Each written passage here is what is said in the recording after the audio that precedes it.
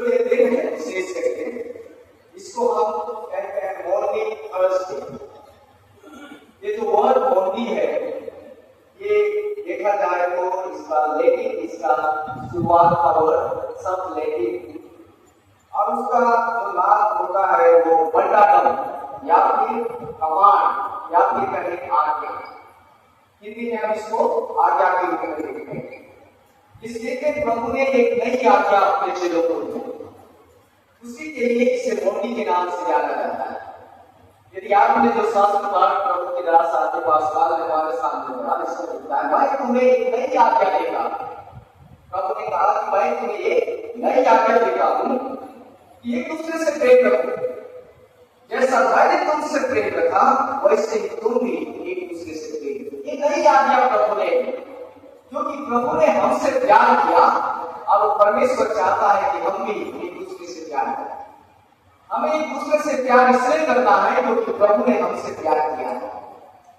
हमें प्यार करना किसी मनुष्य से नहीं, हमें प्रभु से सीखने की जरूरत है, क्योंकि प्रभु ने हमसे प्यार किया।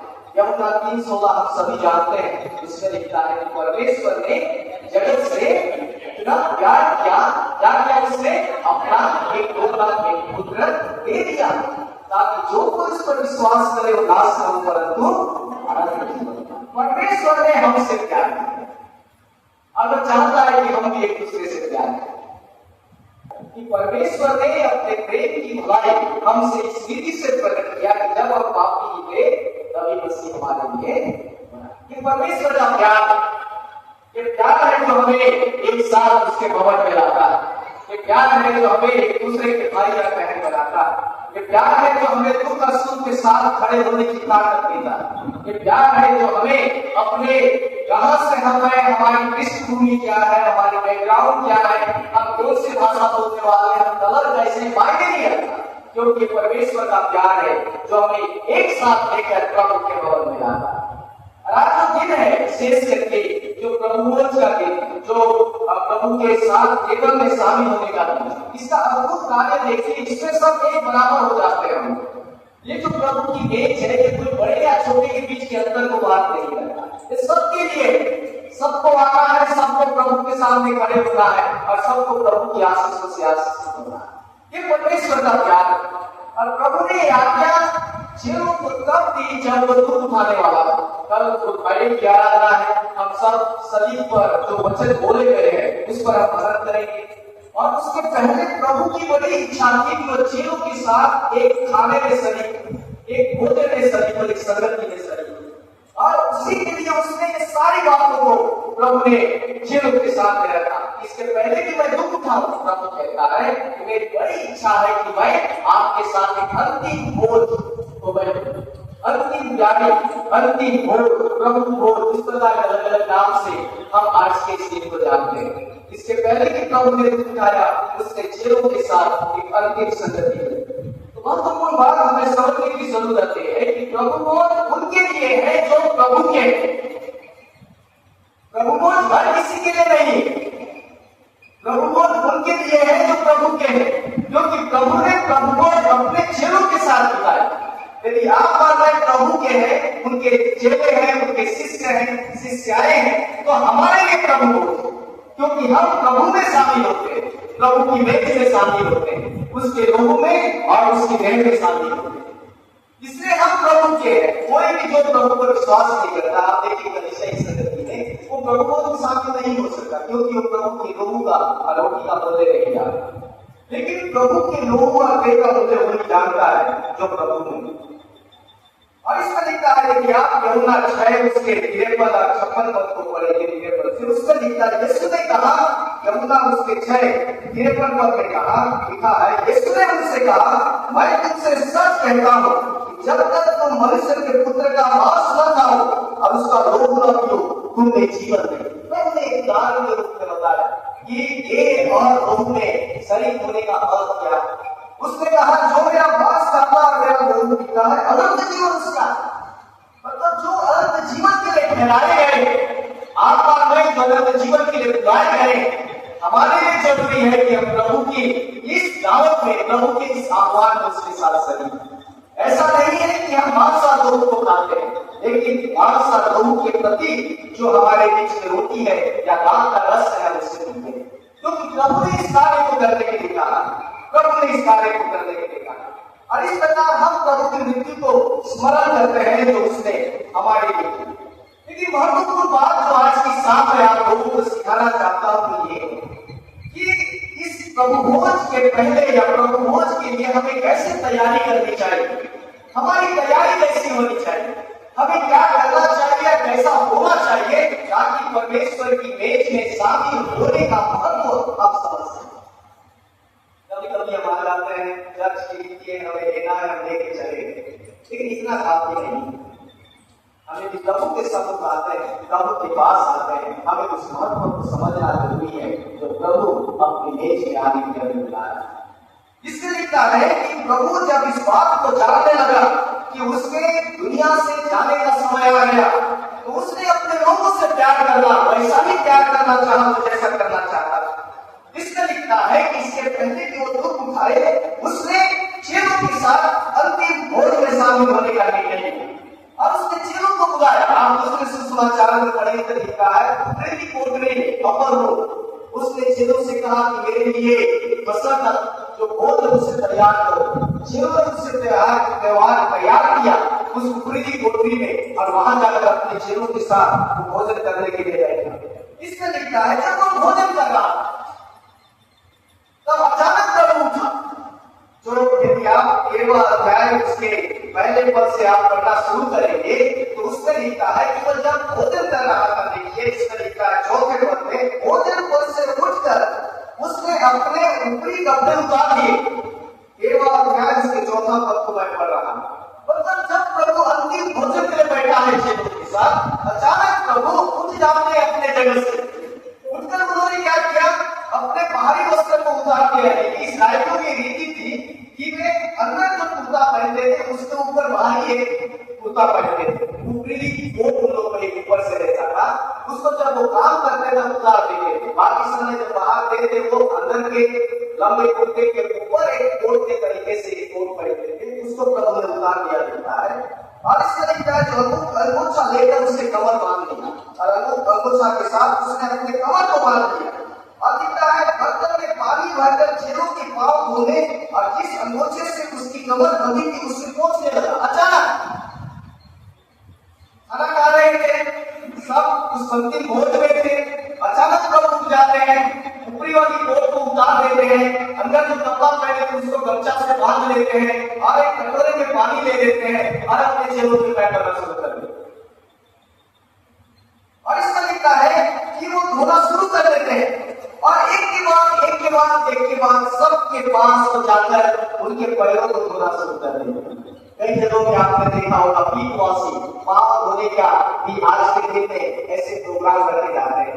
और प्रभु ने एक काम अपने चेलों के लिए किया और इसमें लिखता है कि वो सबके पास एक के बाद दूसरे तीसरे के बाद समूह पत्रस के बाद आए। समूह पत्रस बोलता है प्रभु आप मेरा पैर नहीं धो सकते, मैं आपका पैर धोने नहीं दूंगा, आप मेरे प्रभु है, मेरा पैर कैसे धोए? प्रभु कहता है नहीं तुझे तो धोना ही बड़ी प्रभु ने कहा।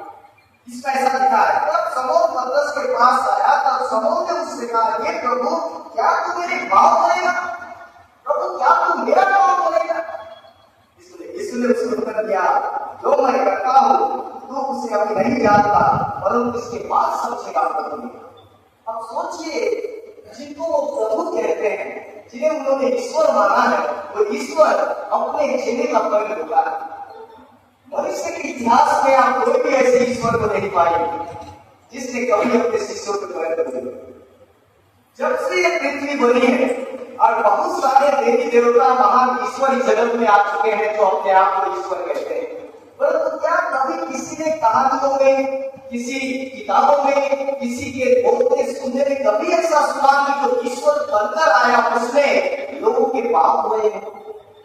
आपने कहीं नहीं सुना हो, लेकिन प्रभु ने इस काम को किया। प्रभु ने अपने चेलों के पाँव धोना शुरू कर दिया। फिर आगे ऐसा लिखता है वो सबके पाँव धोने लगा और अपने जो गमछा उसने बांधा था कमर में उससे पोंछने लगा। पतरस कहता है नहीं प्रभु मेरा पाँव मत धोइए, आप प्रभु है, आप महान है, आप ईश्वर है। वो कहता है, प्रभु कहता है नहीं तुझे धोना ही पड़ेगा, नहीं जानता परंतु इसके बाद समझेगा। पतरस ने उससे कहा तू मेरे पांव कभी धोने आ पाए। पतरस बोलता है नहीं, ऐसा नहीं हो सकता, आप करा पाए, ऐसा नहीं हो सकता।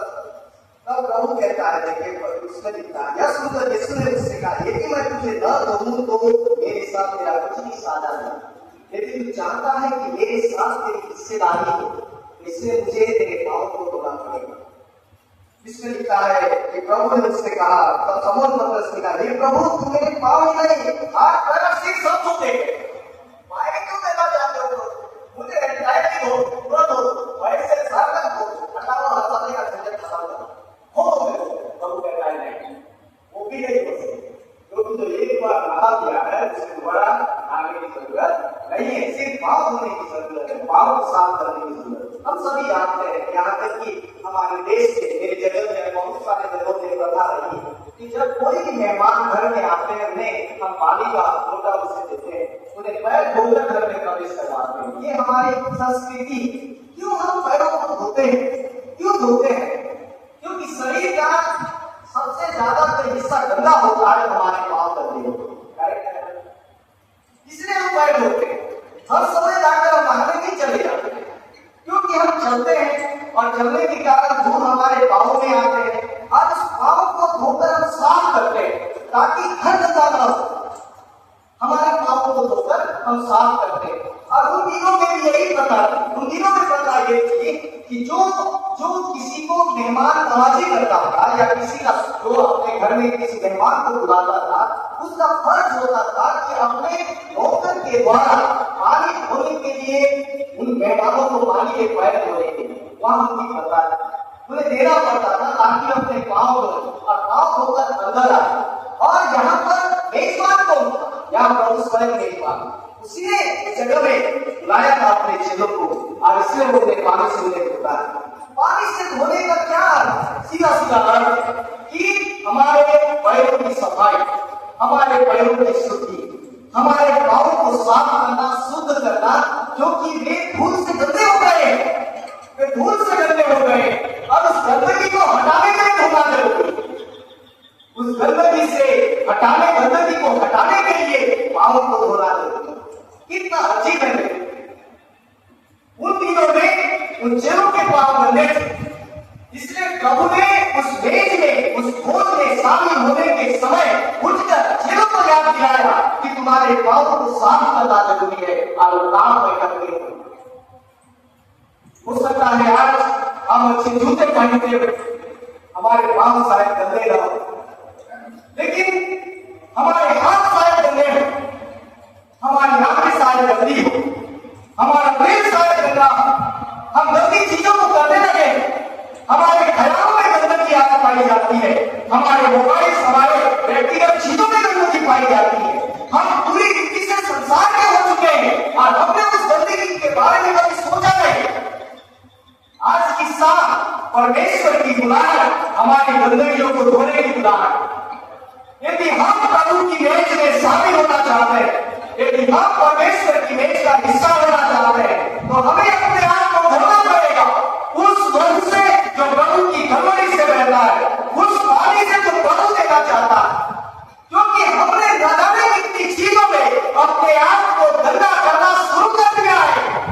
आज हमारे हृदय में इतनी सारी गंदगी पाई जाती है कि हम उसे एक्सप्लेन नहीं कर सकते, बता नहीं सकते। हमारे हाथ उठाओं को करने लगे हैं तो परमेश्वर को अच्छे नहीं लगते, हमारी आंखें उन चीजों को देखने लगी है तो परमेश्वर को पसंद नहीं है, हमारी उंगलियां उन चीजों को चलाने लगे हैं तो आपका मेरा परमेश्वर नहीं चाहता कि हम उन्हें करें। हम पूरी रीत से अपने अंदर से न जाने कितनी गंदगियों को लेकर चल रहे हैं और प्रभु की बुलाहट है, मेरे साथ तुम खाना खाना चाहते हो, अपने आप को धोना पड़ेगा। हम ऐसे ही चले आ रहे हैं, ऐसे ही हम चले जा रहे हैं, हमें शुद्धि की कोई परवाह नहीं, हमारे जीवन की पवित्रता की कोई परवाह नहीं। प्रभु ने कहा तुम पवित्र बनो क्योंकि मैं पवित्र हूं। हमारा बुलाने वाला पवित्र है और वो चाहता है कि उसके लोग पवित्र रहे, अपने आचरण में, अपने चरित्र में, अपने बोलने में, अपने सुनने में, अपने देखने में, अपने व्यवहार में और अपनी सारी बातों में कि हम पवित्र रहे। हम कब धोएंगे अपने आप, कब हमारे हृदय साफ होंगे प्रभु के सामने, कब हम अपने आप की शुद्धि पर ध्यान देंगे, कब हम एक सच्चे अच्छे मसीही जीवन को जीने पाएंगे, कब हमारी बातें परमेश्वर को पसंद आएगी, कब हमारे मोबाइल परमेश्वर को समर्पित होंगे, कब हमारी घर की सारी बातें परमेश्वर की इच्छा के अनुसार होगी, कब हमारे कदम उन रास्तों में चलेंगे जिन रास्तों में चलने के लिए परमेश्वर ने बुलाया। कब हम आते रहेंगे, जाते रहेंगे, लेकिन दिल की गंदगी जैसी की वैसी रहेगी। प्रभु को उठकर अपने चेलों के पाप धोने पड़े, क्योंकि चेलों ने अपने पाप को गंदा किया। आज क्रूस की बुलाहट किसके लिए है? आपके आगे पाप को धोने के लिए, आपके आगे गंदगी को धोने के लिए। लेकिन प्रभु धोएगा कब? जब हम प्रभु के साथ संगति करेंगे, हम प्रभु के साथ बैठना चाहेंगे, जब हम प्रभु की सुनना चाहेंगे, जब हम पतरस के समान विरोध नहीं करेंगे और कहेंगे कि प्रभु हाँ मुझे धो दीजिए, मुझे आपसे धोने की जरूरत है। अन्यथा जीवन ऐसा ही रहेगा, आते रहेंगे, जाते रहेंगे, गंदा जीवन गंदा ही रहेगा, हम शुद्ध नहीं पाएंगे। हमारे लिए जरूरी है कि अपने आप को धोएं, अपने आप को शुद्ध करें। यदि आप योएल नबी की पुस्तक को पढ़ेंगे, उसका दूसरा अध्याय उसके 13-14 पद में ऐसा लिखा है। योएल दूसरा अध्याय 13-14 पद, अपने वस्त्र नहीं अपने मन को फाड़कर अपने परमेश्वर यहोवा की ओर फिरो। दिखाने के लिए नहीं, सच्चा पश्चाताप प्रभु चाहता है। केवल हाथ उठाकर हालेलुया बोलना काफी नहीं है, लेकिन उस हालेलुया को जीना जरूरी है। हम जानते हैं हालेलुया का मतलब होता है यहाँ की स्तुति करो। इसका मतलब यह है कि हमारा जीवन यहोवा की स्तुति का जीवन होना चाहिए, हमारे चरित्र से यहोवा को महिमा मिलना चाहिए। हालेलुया हम बोलकर निकल गए, लेकिन हमारी जिंदगी प्रभु की महिमा के इस्तेमाल हो रही है या नहीं, इस पर विचार करने की जरूरत है। इसमें लिखा है अपने वस्त्र नहीं अपने वर्दी को फाड़कर अपने परमेश्वर यहोवा की ओर फिरो, क्योंकि वो दुखदाई दयालु और विलंब से क्रोध करने वाला है, करुणा निधि और दुख देकर पछताने वाला है। क्या जाने वो भीतर पछताए और ऐसी आशीष दे जिससे तुम्हारे परमेश्वर यहोवा के लिए किया गया तुम्हारा हर बलिदान स्वीकार किया जाए। अपनी गंदगी को धोने की जरूरत है, मतलब पवित्रता की जरूरत है। जब काम प्रभु के साथ हो सकता है मेरे प्रियो, समय के साथ बहुत सारी बुराइयां हमने आ चुकी, हम किसी को बताना नहीं चाहते। आज का समय अकेले जीने का समय है। मैं और मेरा मोबाइल, मैं और मेरा मोबाइल, दुनिया जाए जहां जाना है, मुझे मोबाइल में टॉपअप होना है और नेटवर्क बराबर रहना है। उसके बाद अंदर क्या चल रहा है किसी को नहीं मालूम। लेकिन याद रखिए, परमेश्वर का वचन कहता है यहोवा की नजर मनुष्य की संतान पर भी लगी रहती है, उसकी परखें जांचती रहती है। आप और मैं परमेश्वर की नजरों से बच नहीं पाए, इसलिए जरूरी है उस पवित्रता की ओर बढ़े तो परमेश्वर हमसे करता है। दूसरी बात जो प्रभु इस भोज के समय में सिखाना चाहता था चेलों को, वो ऐसा लिखा है कि जब वो कपड़ों और पाँव को धो चुका, 12 पद में लिखा है, अपने कपड़े पहनकर फिर बैठ गया और उससे कहने लगा, क्या तुम समझे कि मैंने तुम्हारे साथ क्या किया? अपना उनसे बातें कर रहे, उनसे पूछ रहे। 12 पद में ऐसा लिखा है, लिखा है, तुम मुझे गुरु और प्रभु कहते हो, राइट? तुम मुझे गुरु कहते हो, प्रभु कहते हो, राइट? क्योंकि मैं वही हूं, हमारा प्रभु है, इसमें कोई दो राय नहीं। इसमें लिखा है, यदि मैं प्रभु और गुरु होकर तुम्हारे पांव धोए तो तुम्हें भी एक दूसरे के पांव होना चाहिए। सीधी सी बात है। यदि मैं गुरु होकर, यदि मैं तुम्हारा प्रभु होकर तुमसे प्यार कर सकता हूं तो तुम्हें भी एक दूसरे को प्यार करना चाहिए। यदि मैं तुम्हारे पांव हो सकता हूं तो तुम्हें भी दूसरे के पांव होना चाहिए। यदि मैं तुम्हें गले लग सकता हूं तो तुम्हें भी एक दूसरे को गले लगना चाहिए। यदि मैं तुमसे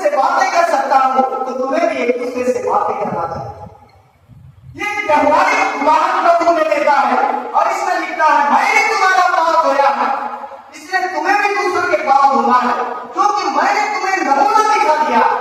ये एग्जाम्पल है, न जाने कितने सारे हम दूसरे नमूने को आज फॉलो कर रहे हैं। मेरी आइकन्स की फॉलो, आपको बहुत सारे अपने लोग क्रिकेटर्स को धोनी बहुत पसंद है क्योंकि वो अच्छा खेलता है। किसी को क्या कहना चाहिए, कोई अच्छा हीरो पसंद है, किसी को बड़े बड़े नेता पसंद है, वो सब उनके अनुसार चलते हैं। लेकिन हम मसीहों के लिए हमारा रोल मॉडल कौन है, किसे हमें फॉलो करना चाहिए? प्रभु ने कहा कि मैंने अपना एग्जाम्पल स्वयं सेट किया है और मैं चाहता हूं कि मैं जो करता हूं वैसा मेरा चेला करना चाहिए। ऐसा करना चाहिए जैसा प्रभु करता है, वैसा ही करना चाहिए। जैसा मैं करता हूं वैसा ही आपको करना है। जैसा मैंने आपको करके दिखाया वैसा ही आपको करके दिखाना है। इसमें कहता है क्योंकि मैंने तुम्हें नमूना दिखा दिया है कि जैसा मैंने तुम्हारे साथ किया वैसा ही तुम भी करो। और मैं तुमसे सच सच कहता हूं, दास अपने स्वामी से बड़ा नहीं होता, आप भेजा हुआ भेजने वाले से। पर ये बातें जानते हो, उन पर चलो तो धन्य हो। इसके वचन में लिखा है, वचन के केवल सुनने वाले न बनो परंतु वचन के अनुसार चलने वाले बनो। आज किसे सुनने घर से नहीं आती है, आज किसे जो सुने हैं उसके अनुसार चलने से आती है। हालेलुया। आशीष से केवल सुनने से नहीं आती है, आशीष से जो हमने सुना है उसके अनुसार चलने से आती है। हम सुनने में बहुत अच्छे, कभी कभी पासवान को अक्सर लोग आराधना के बाद मिलते हैं, बहुत अच्छा आपने प्रचार किया है, वेरी नाइस सर, बहुत अच्छा आपने प्रचार किया, लेकिन वो यही करते हैं। उसके बाद उसका अपना असर नहीं होगा, उसके बाद अपना यही था, जो भी सुना यही था, यही सुने यही रख के जाना है। आगे वाले हफ्ता फिर से सुनना है, उसको आगे लेके जाना नहीं है, क्योंकि आगे ले जाएंगे तो प्रॉब्लम हो जाएगा। नौकरी में प्रॉब्लम हो जाएगा, हमारा दुकान में प्रॉब्लम हो जाएगा, हमारा घर में प्रॉब्लम हो जाएगा, हमारे स्कूल में प्रॉब्लम हो जाएगा। हम जहां भी जाएगा प्रॉब्लम होगा, क्योंकि प्रभु ने कहा अपने शत्रु से प्यार कर, सताने वाले को प्रार्थना कर, जो करें उसके लिए मैं प्रार्थना करूं जिसने मुझे दादी किया। मैं तो चाहती हूं कि प्रभु उसे कहीं एक्सीडेंट में खबर कर। मेरे थर्ड मुझे जरा सोच कर देखिए, वचन में लिखा है, पाप होने के पहले शैतान ने यहूदा इस्करियोती के मन में ये बात डाल चुका था कि उसे यीशु को 30 चांदी के सिक्के में बेचना है। तब भी प्रभु ने उन 12 के साथ उसके पैर धोए। एक प्रश्न प्रभु ने उससे नहीं किया, क्योंकि प्रभु चाहता था कि उसे एक अवसर मिले, उसे सुधरने का अवसर मिले। प्रभु ने यह भी प्रश्न नहीं किया, जानते हुए भी कि कुछ घंटे के बाद ये आदमी मुझे धोखा देने वाला है, ये मेरा दुश्मन के साथ मिलने वाला है, मुझे बेचने वाला है। प्रभु ने कहा कोई बात नहीं, मैं उससे ऐसा ही प्यार करूंगा ऐसा करने। धन्यता वचन की केवल सुनने से नहीं, वचन सुने भी वचन के अनुसार चलने से। ऐसा प्रभु ने कहा, ऐसा प्रभु ने कहा। इसमें लिखा है कि मैंने जो किया वो तुम्हें करना है, उसके लिए तुम्हें छोटा बने तो छोटा बनिए, उसके लिए तुम्हें दुख करना पड़े तो दुख करिए, उसके लिए तुम्हें अपने आप को नीचा करना पड़े नीचा करिए, कुछ भी करिए, लेकिन मेरे आदेशों का पालन करिए। एक मसीह की जिम्मेदारी अपने आप को बढ़ाना नहीं है, एक मसीह की बुलाए खुद को बड़ा करना नहीं है, एक मसीह की बुलाए प्रभु के नाम को आगे करना है और परमेश्वर के नाम को महिमा देना है। यदि हम अपने लिए जी रहे हैं, यदि हम अपने लिए कामों को कर रहे हैं, वो इसी संसार के लिए है, हम स्वर्ग के लिए कुछ भी नहीं कर रहे हैं, क्योंकि कुछ भी इस संसार से स्वर्ग तक जाने वाला है। प्रभु की उदाहरण में हमसे नफरत करने वाले से मुझे प्यार करना, क्योंकि मैंने किया। प्रभु ने क्रूस से जिन्हें ठोका उनसे भी कहता है कि हे पिता इन्हें क्षमा कर। कितनी बेरहमी से ठोके गए प्रभु पर, कितनी बेरहमी से। उन्हीं सिपाहियों ने उसके मुंह में थूका, उन्हीं सिपाहियों ने उसका मजाक उड़ाया,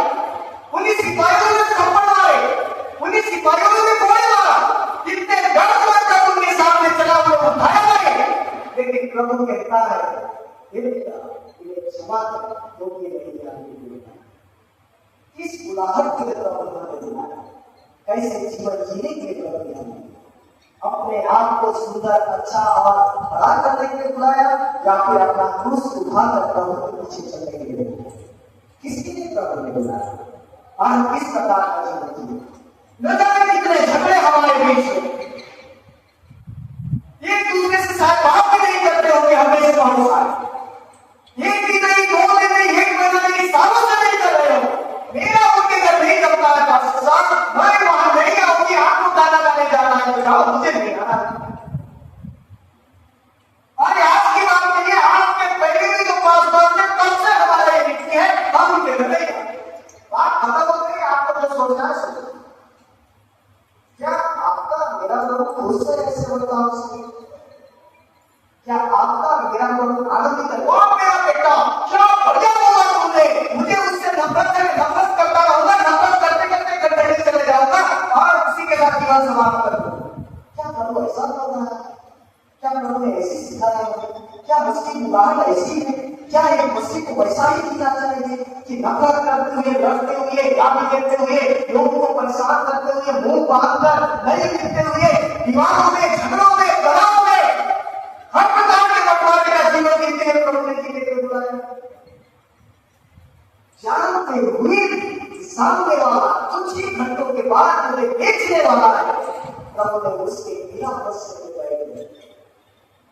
क्या हमने यही कहा कि हम हमसे नफरत करते हैं, उनसे बस आप प्रेम करके दिखाए जैसे प्रभु ने ये बुलाहट, उसके भेष की बुलाहट, ये कैसी बुलाहट है जो डरने वाले को बचाना है, लेकिन उस बच्चे में जीवन को जीते दिखाना है ताकि उससे परमेश्वर की नाम को महिमा मिले।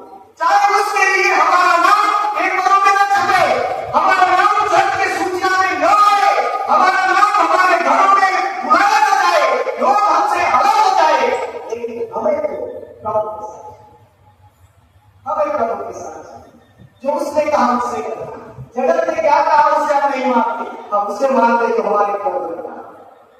ये हमारे लिए, हमारे हृदय में, हमारे दिमाग में, हमारे मस्तिष्क में एक बात सेट हो जानी चाहिए कि मैं जीऊंगा तो जो प्रभु ने कहा उसके अनुसार, जगत के अनुसार हम संसार की नीतियों के अनुसार नहीं चलते हैं, हम उसके अनुसार चलते हैं जो परमेश्वर के वचन में लिखा है। संसार क्या सिखाता है उससे मतलब नहीं रखते हैं मेरे को, हम मतलब करते हैं क्योंकि प्रभु ने हमें क्या सिखाया है। हमारा जीवन एक ही है जो हमारा यीशु है, उसको छोड़कर कोई हमारा जीवन नहीं। संसार के जितने भी अच्छे लोग हो सकते हैं उनके लिए हो सकते हैं, एक मसीह के लिए उसका हीरो तो उसका परमेश्वर। हालेलुया। प्रभु हमसे पवित्रता की चाह करता है और प्रभु हमसे आपसी नम्रता, प्रेम की चाह करता है, आपसी मेल मिलाप की चाह करता है। हमें प्रभु से सीखना, संसार से नहीं। हम संसार की सीखने लगे हैं, संसार की बातों में ध्यान देने लगे हैं। हमें तो प्रभु से सीखना, किसी मनुष्य से नहीं। मैं नहीं कहता कि आप उससे सीखे तो अपने प्रभु से सीखे। उसने जो कहा था उसे करना, उसने क्या सिखाया उसे पालन करना। उसके लिए हमें बैठ होना पड़े, उसमें घरे झगड़े आपको दिखाने के लिए तो ठीक वास्तविकता नहीं करते, प्रभु हमसे वास्तविकता में करने की बुला देता है। जो बिना कैमरा के, बिना फोटो के हम लोगों की सेवा के लिए जीवन दे, भले वो हमारा शत्रु ही क्यों न हो। प्रभु ने कहा अपने शत्रुओं से प्रेम करो, अपने सताने वालों को जाने। ये बुलाहट प्रभु हम चाहे, प्रभु चाहता है कि हम कितनी निचली स्तर तक भी जाए, लेकिन उससे प्रभु का राज्य करता है, लेकिन उससे प्रभु का नाम नहीं होता। मेरे प्रियो, आज के साथ हम सबके लिए प्रभु की बुलाहट के साथ प्रभु चाहता है कि हम प्रसन्नता के साथ बिना क्षमा के हम प्रभु के पास आपसी प्रेम और आपसी सेवा के साथ हम प्रभु के साथ हमारे दिल साफ होना चाहिए, हमारे संबंध साफ होने चाहिए। लड़ेंगे उससे कुछ फायदा न होगा, साथ रहेंगे तो परमेश्वर के राज्य की महिमा होगी। हम मिलकर चलेंगे तो प्रभु खुश होगा, लड़कर चलेंगे तो कभी दुखी होगा। हो सकता है प्रभु हमारे चरण के दरवाजे तक आए, अंदर न आए, यह सोचकर ये तो लड़ने वाले लोग हैं, इनमें आपसे खून पाया जाता है, इनमें कोई प्रेम नहीं है, ये पैर काम करके होते हैं, दिल तो इनका नफरत से भरा है, दिल में तो बहुत एक दूसरे के प्रति हिस्सा है, दिल में तो ऐसी बातें पाई जाती है कि कब मिले कि मैं उससे बांट डालूं। ऐसे दूसरे लोग रहते हैं, क्या मुझे जाके क्या करना है। और एक कलीसिया, एक ऐसी कलीसिया जो प्रभु को खुश करता है, हमारे जीवन से कोई खुश या ना हो, आपका और मेरा खुश होना चाहिए। Let the Lord who has called us His servants be happy with Lord. जगत को जाने तो किधर जाना है, आपके प्रभु मेरा प्रभु हमारे जीवन से खुश होना चाहिए। तब हम इस देश के हिस्सा बनकर प्रभु के साथ आराधना कर सकते हैं। याद रखिए, यहूदा इस कार्य से निकल गया क्योंकि वो प्रभु को बातों को सुनने से इनकार करते हैं। वो प्रभु में नहीं था, दूसरे इलाके में सुसमाचार देते हैं क्योंकि उसे प्रभु की सुनना पसंद नहीं है। हो सकता है कि हमारे प्रभु को दिल न दे, तो हो सकता है हम भी यहूदा के समाज छोड़कर निकल जाए। प्रतिज्ञा हमें करनी है कि हम अपनी शुद्धता के साथ जिएंगे या अशुद्धता के साथ, पवित्रता के साथ और पवित्रता के साथ, आपसी प्रेम के साथ, नफरत के साथ, आपसी नम्रता के साथ या घमंड के साथ। प्रभु तो चाहता है बराबर हो, साथ हो, एक साथ हो, प्रभु के लिए जिए, पवित्र जिए, उसकी